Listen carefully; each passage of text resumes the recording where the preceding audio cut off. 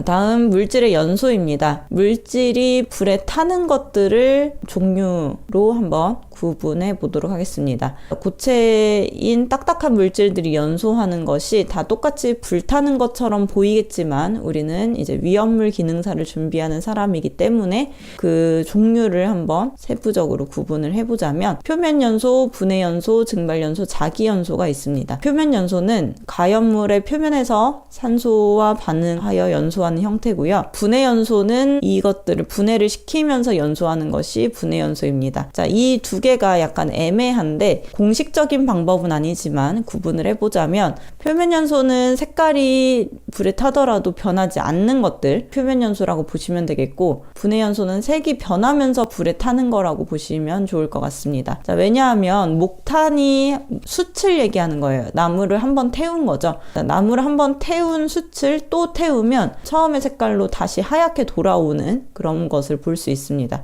자, 코크스는 석탄과 비슷한 재질인데 그 석유에서 나오는 그런 금속 광물의 형태인 그런 물질이고요. 금속도 처음의 상태에서 그을음이 생길 수는 있겠지만 뭐 이게 분해 연소에 해당하는 것처럼 뭐 까맣게 변하거나 이런 식으로 이렇게 변한다기보다는 이제 표면 연소 자체로 그 상태 자체로 연소하는 것들, 목탄, 코크스, 금속이 표면 연소에 해당한다고 보시면 되겠고요. 또 분해 연소는 석탄, 목재, 종이, 섬유, 플라스틱인데 석탄은 연탄을 생각해 보셨을 때 연탄이 까만색이었다가 다 연소하고 나면 하얗게 변합니다. 그래서 석탄이 분해 연소에 해당하고, 목재도 나무 색깔에서 불타고 나면 까매지거나 하얘지거나 하죠. 자, 그게 분해 연소. 종이도 흰 종이가 불에 타게 되면은 까맣게 변합니다. 섬유, 플라스틱 모두 다 이렇게 변하는 물질인데 그래서 분해 연소가 된다고 보시면 되겠고, 또 목재는 나무 자체는 분해 연소지만 나무를 한번 태운 숯은 표면 연소에 해당한다, 이런 식으로 구분하는 방법도 있습니다. 자, 그래서 목재를 가지고 종이를 만들 수 있죠. 나무를 가지고 종이를 만들고, 플라스틱을 가지고 플라스틱 재질의 합성 섬유를 만들 수 있습니다. 자, 이런 식으로 표면 연소, 분해 연소를 구분하실 때 이 안에 있는 연관성이 있는 것들끼리 한번 묶어서 생각을 해보시면 조금 더 쉽게 암기하실 수 있습니다. 자, 증발 연소는 파라핀, 양초를 얘기하는데요. 양초가 이렇게 심지가 있으면 양초랑 붙어서 불이 나는 것이 아니라 이 심지 위에서 양초의 몸체랑은 떨어져서 불이 납니다. 그 이유는 양초의 고체가 녹으면서 그 녹은 양초가 증발을 하면서 이 위쪽에서 불이 나는 거거든요. 그래서 양초가 녹고 그 녹은 것이 증발하는, 그 파라핀이 증발하는 그 기체로 연소를 하는 거기 때문에 증발 연소라고 보시면 됩니다. 자, 나프탈렌은 요즘은 많이 안 쓰지만 방향제 중에서 이렇게 고체 형태로 되어 있다가 바로 기화되면서 액체가 되는 것이 아니고 기체 상태로 사라져 버리는 그런 것들이 있죠.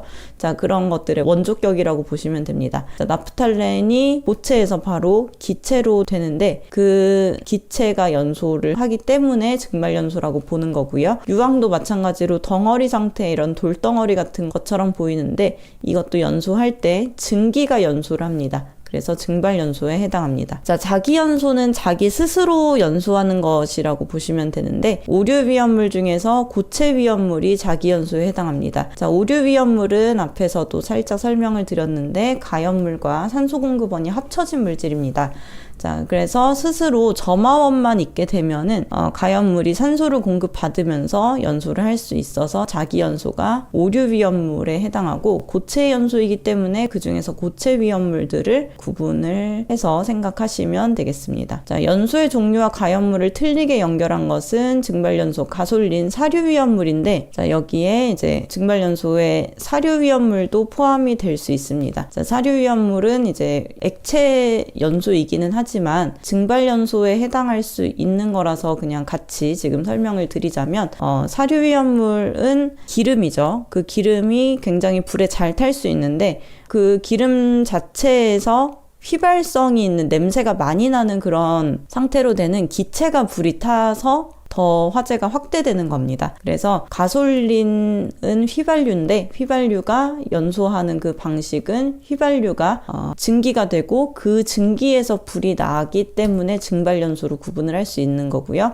알코올도 마찬가지로 알코올도 이렇게 뚜껑을 열어놓게 되면 휘발성이 굉장히 강합니다.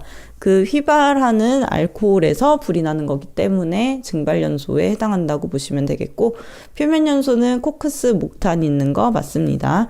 분해연소, 목재, 종이입니다. 그래서 나무 상태가 불에 타면 분해연소고, 나무가 한번 태워진 숯이 불이 타면 표면연소가 되겠습니다. 그리고 자기연소에 에테르, 나프탈렌 이렇게 있는데 나프탈렌은 증발연소가 되겠죠. 그래서 나프탈렌이 자기연소에 해당하지 않기 때문에 4번이 답이 됩니다. 자, 액체의 연소와 기체의 연소는 고체의 연소만큼 그렇게 비중이 크지는 않습니다. 액체가 연소할 때 액체의 특징을 생각하시면 증발한다.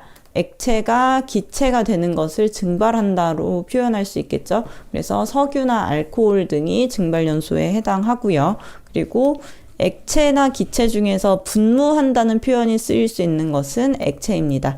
그리고 등하연소, 액면연소와 같은 것들도 이제 액체 연소에서 쓰일 수 있는 명칭이 되겠습니다. 자, 액체의 연소를 구분하는 용어로 보시면 되겠고요.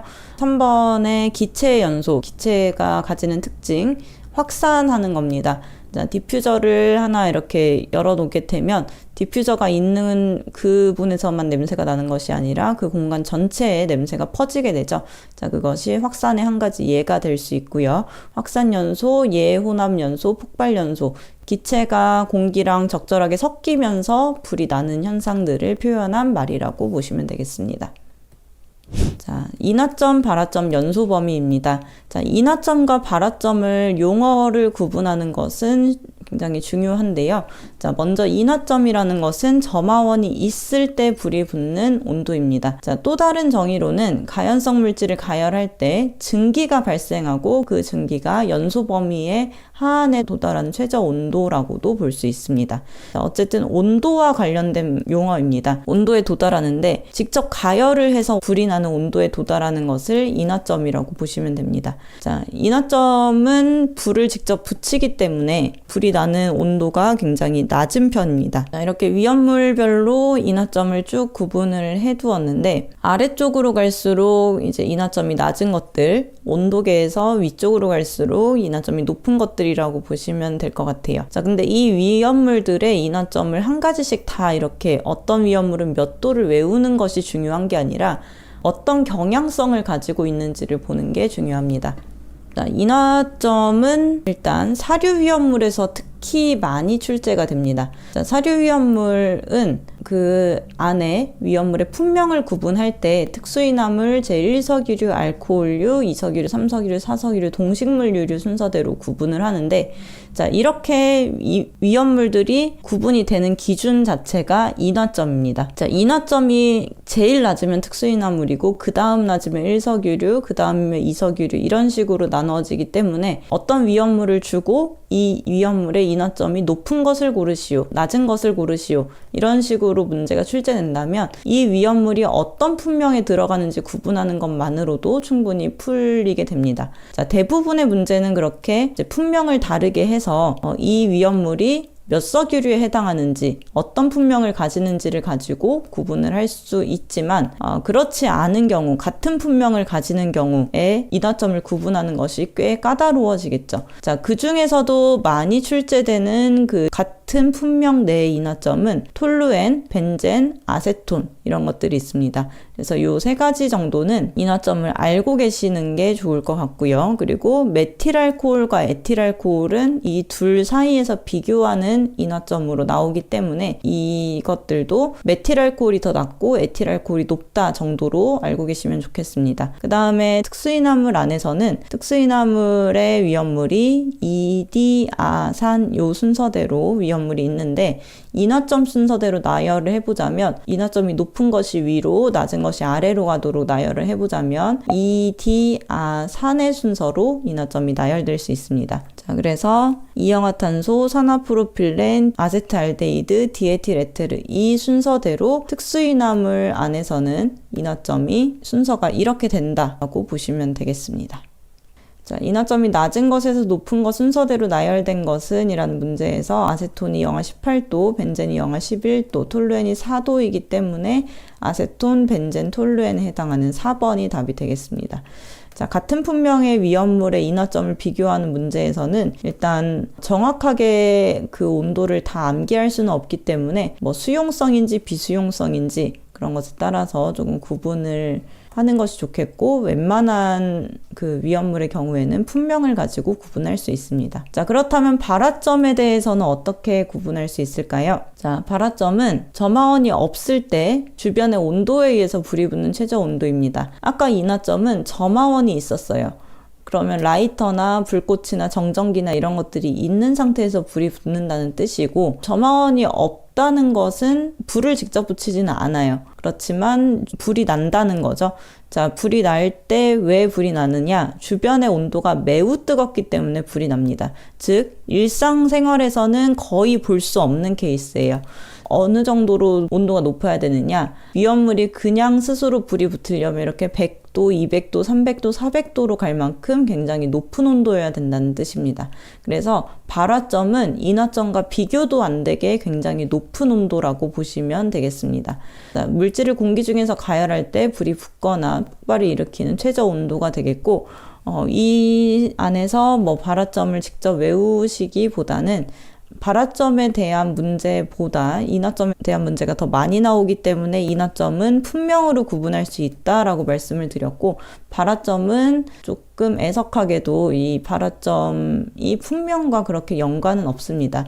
그래서 일단 발화점의 개념을 잘 알아두시고 발화점을 구분하는 문제가 생긴다라면은 그때 그 발화점을 체크하면서 이 정도의 경향성을 가지고 있구나, 얘보다는 얘가 조금 더 높구나, 일단은 품명으로 구분하는 게 좋겠지만 품명이 100% 맞아 떨어지진 않기 때문에 그때 발화점을 확인하시는 게 좋겠습니다. 자, 근데 지금 이 발화점에서 특이한 점이 하나 있다면 바로 황린의 발화점입니다. 자, 황린의 지금 발화점이 몇 도냐면 34도예요. 자, 34도라는 것은 우리가 여름철에도 충분히 도달할 수 있는 온도죠. 그래서 이 황린은 실온 상태에서 불이 날 수 있는 대표적인 위험물입니다. 그래서 이 황린이 삼류 위험물의 자연발화성 및 금수성 물질에 들어가게 되는데, 이 자연발화성이라는 뜻이 그 실온 상태에서 스스로 불이 날 수 있는 성질이라는 뜻이기 때문입니다. 자, 온도를 봐도 딱 그렇죠. 34도에서 불이 날 수 있다는 것은 충분히 언제든지 여름철 정도면 불이 날 수 있다. 그래서 충분히 특별하게 관리를 해야 된다라고 생각을 연결지어서 할 수 있겠습니다. 자, 그 다음에 이황화탄소는 사류 위험물의 특수인화물에 들어가는 물질인데, 자, 특수인화물의 조건 자체가 인화점이 영하 20도 미만, B점이 40도, 발화점이 100도 이런 것들이 있는데, 이황화탄소의 발화점은 90도에 해당합니다. 이황화탄소에 대한 힌트로도 출제가 되고 있기 때문에 온도를 한번 보시면 좋을 것 같고요. 또 유황은 유황 자체의 발화점이 몇 도인가로도 출제가 된 적이 있습니다. 그래서 이렇게 체크해둔 이런 위험물 정도는 인화점, 발화점이 이 정도가 되는구나 정도로 보시고, 다른 위험물에 대해서는 문제에서 나올 때 그때 체크를 해 두시는 게 좋겠습니다. 자, 다음 중 위험물의 착화 온도가 가장 낮은 것은? 낮은 위험물을 찾아보자면 이황화탄소가 90도, 디에틸에틸은 180도, 아세톤은 465도, 아세트알데히드 185도입니다. 자, 디에틸에틸이나 아세트알데히드 같은 경우에 특수인화물로서 인화점은 이황화탄소보다 낮지만 발화점의 경우에는 이황화탄소보다 굉장히 높죠. 그래서 인화점이 낮다고 발화점까지 낮은 것이 아니기 때문에 인화점과 발화점을 연결 지을 수가 없어서 따로따로 생각을 하시되, 문제를 한 가지라도 더 맞추려면 그냥 품명에 따라서 조금 구분을 해보는 정도의 시도는 할 수 있겠지만 그것을 풀이 방법으로 쓰기에는 적절하지 않아서 그때 위험물의 그 발화점을 찾아보시는 게 더 효과적인 방법입니다.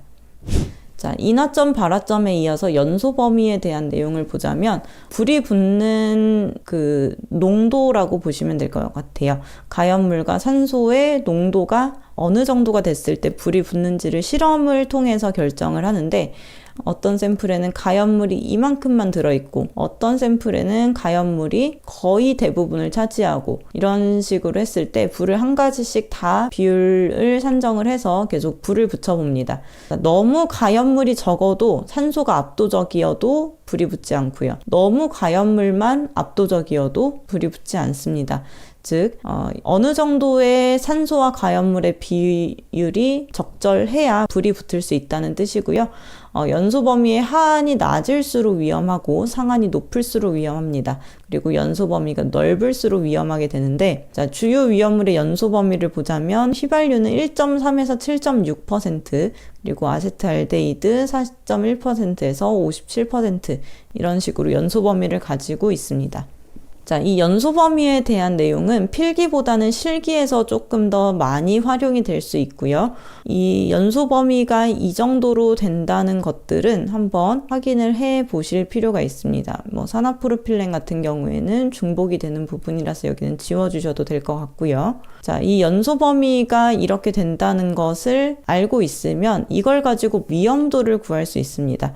자, 연소 범위가 똑같이 5에서 15고 30에서 40% 이렇게 있다고 해서 연소 범위의 구간이 똑같이 10이라고 해서 똑같은 위험성을 가지는 것이 아니라, 연소 범위가 낮을수록 또 높을수록 이런 위험한 정도가 달라지기 때문에 그 위험한 정도를 구하는 식입니다.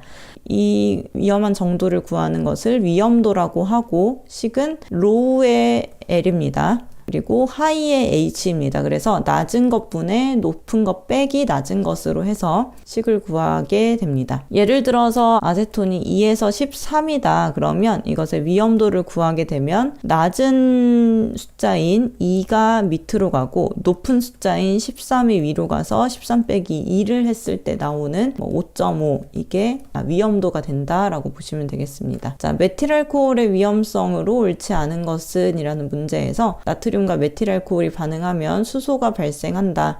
이것은 나중에 볼 수 있는 내용이고요. 그리고 휘발성이 강하다. 알코올 휘발성 강하죠. 연소 범위가 알코올류 중에서 가장 좁다. 자, 메탄올의 연소 범위는 6에서 30%, 에탄올의 연소 범위는 4.3에서 19%로 메탄올의 연소 범위가 좁지는 않습니다. 그리고 인하점이 상온보다 낮다라고 했는데 인하점이 11도, 에틸알코올은 인하점이 13도씨죠. 자, 이런 상태에서 봤을 때 상온은 25도씨를 의미하니까 이것보다 낮다, 맞는 말이 되겠습니다. 자, 이런 식으로 이 위험물을 하나 주고 이 물질에 대한 설명으로 이런 인하점이라던가 발화점, 연소 범위에 대한 것들을 이제 활용해서 문제를 풀 수 있게 됩니다. 그래서 인하점과 발화점은 일일이 외워야 된다고 제가 말씀드리지는 않는데, 연소 범위의 경우에는 한 번쯤은 외우실 필요가 있다고 생각을 합니다. 자, 앞에서 설명을 드린 내용이죠. 아세톤의 위험도를 구할 때 연소 범위의 낮은 것분의 높은 것 빼기 낮은 것으로 해서 이렇게 식을 대입해서 구할 수 있습니다. 자연 발화에 대한 내용입니다. 발화점과 비슷한 개념이라고 보시면 되겠죠. 자연 상태에서 스스로 발화하는 형태, 연소를 구분한 것처럼 자연 발화도 구분을 해보자면, 분해열에 의한 발화는 셀룰로이드나 니트로셀룰로스, 오류 위험물이 발화할 때 분해열에 의한 발화라고 부르고, 석탄이나 건성유에 대한 발화는 산화열에 의한 발화, 퇴비나 먼지에 의한 발화는 발효열에 의한 발화, 그리고 목탄, 활성탄은 흡착열에 의한 발화, 그 다음에 시아나수소는 중압열에 의한 발화로, 그 앞에서 고체 연소를 구분했던 것 같이 분해열의 종류에 따라서 어떤 것들이 발화할 수 있는지를 구분해서 보시는 게 필요합니다. 고체 연소보다는 많이 출제되지는 않고요. 자연 발화의 발생 조건은 조금 보실 필요가 있습니다. 자, 자연 발화는 주변이 온도가 높을 때 스스로 불이 나는 거니까 온도가 높아야 발생을 하겠죠. 그리고 습도가 높아야 발생을 하고, 표면적이 넓어야 하고, 발열량이 크고, 열 전도율은 작아야 합니다. 그래서 표면적이 넓을 것, 발열량이 클 것, 열 전도율이 작을 것, 이것은 가연물의 조건과 비슷하기 때문에 이해가 될 수 있습니다. 자, 근데 습도가 높을 것이 무슨 뜻이냐? 뭐 습도가 높으면 정전기가 발생 안 하고 정전기가 발생 안 하니까 불이 안 나지 않을까라고도 생각을 하실 수 있겠지만, 자, 습도가 높은 경우에는 미생물이 번식할 수 있습니다. 여름철에 음식이 빨리 상하는 이유 중에 하나이기도 하죠. 그래서 미생물이 번식할 수 있고 미생물의 활동 때문에 습도가 높으면 자연발화의 위험성이 더 생긴다라고 보시면 되겠습니다. 자, 그러면 자연발화를 방지하려면 반대로 하면 되겠죠. 온도를 낮출 수 있도록 통풍이 잘 되게 하고 습도를 낮게 하고 열 축적을 방지하고 정촉매, 반응을 촉진시키는 물질입니다. 반응을 촉진시키지 않도록 하면 자연발화가 방지가 되겠습니다. 자, 니트로셀룰로스는 어떤 열에 대한 발화인가 라고 봤을 때 니트로셀룰로스 오류위험물이고, 이 오류위험물은 분해열에 의한 발화가 되겠습니다. 4번이 되겠고요. 자, 고온체의 온도는 그 불꽃의 온도에 따른 색깔을 구분하는 건데요. 이게 뭐 자주 출제되지는 않지만 우리 시험 자체가 CBT이기 때문에 저 사람한테는 이 문제가 안 나왔어도 나한테는 이 문제가 나올 수 있습니다. 자, 그래서 한 번쯤은 마주칠 수도 있는 문제이기 때문에 이거는 한번 색깔별로 온도가 어떻게 되는지 구분을 해 보시는 게 좋습니다. 자, 온도가 낮을수록 다맘적색, 그러니까 빨간색에다가 까만색을 한두 방울 이렇게 섞은 듯한 약간 피 색깔 같은 느낌이죠. 자, 그런 색깔의 불꽃은 불꽃 중에서도 낮은 온도에 해당한다고 보시면 되겠고, 불꽃의 온도가 높아지면 높아질수록 색깔이 하얘집니다. 그래서 용접할 때 보면 나는 그런 불꽃들 엄청 번쩍번쩍거리죠. 그 정도로 하얗게 되는 것이 휘백색에 해당한다고 보시면 됩니다. 그래서 색깔이 암적색에서 점점 하얘지면 불꽃의 온도가 높아진다 라고 보시면 되겠고, 이런 식으로 고온체의 색깔을 낮은 온도부터 옳게 나열한 것은 이라는 문제에서